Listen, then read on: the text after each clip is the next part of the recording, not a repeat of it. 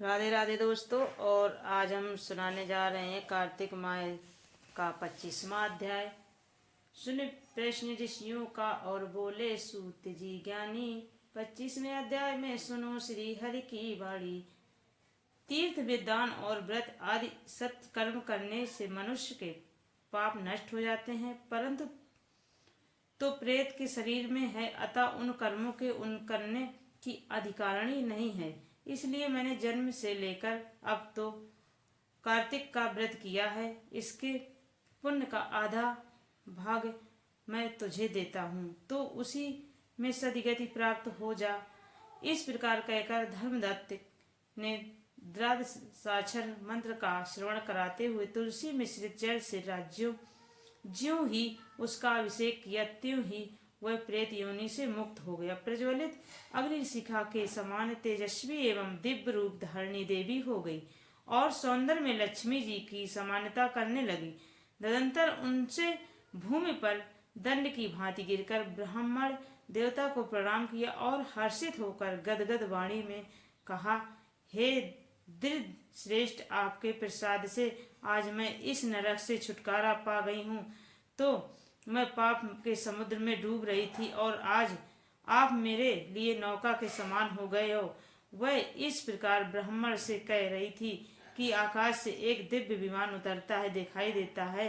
वह अत्यंत प्रकाशमान एवं विष्णु रूपी धारी पापधों से युक्त था। विमान के द्वारा पर खंडे हुए पुण्यशील और सुशील ने उस देवी को उठाकर श्रेष्ठ विमान पर चढ़ा लिया।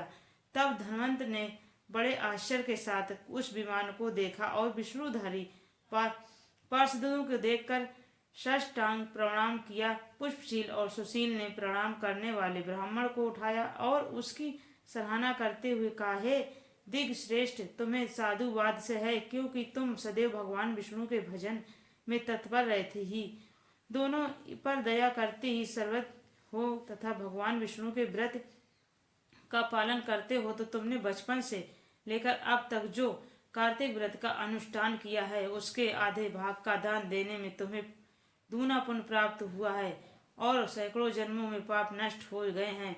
अब यह वैकुंठ धाम में ले जाई जा रही है। तुम भी इस जन्म में अंत में अपनी दोनों स्त्रियों के साथ भगवान विष्णु वैकुंठ धाम में जाओगे और मुक्ति प्राप्त करोगे। धर्मदंत, जिन्होंने तुम्हारे समान भक्ति पूर्वक भगवान विष्णु की आराधना की है, वे धन और कृतकृत्य हैं। इस संसार में उन्हीं का जन्म सफल है। भली भांति आराधना करने पर भगवान विष्णु देहधारी प्राणियों को क्या नहीं देते हैं।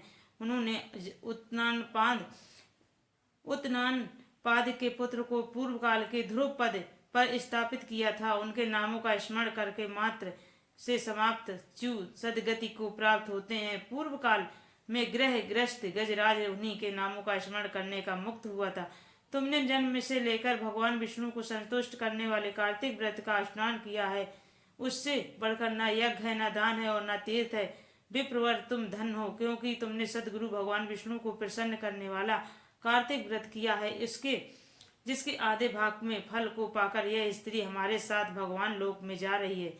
कार्तिक मास का ये था 25वां अध्याय। दोस्तों, ये वीडियो अच्छी लगी हो तो चैनल को सब्सक्राइब, वीडियो को लाइक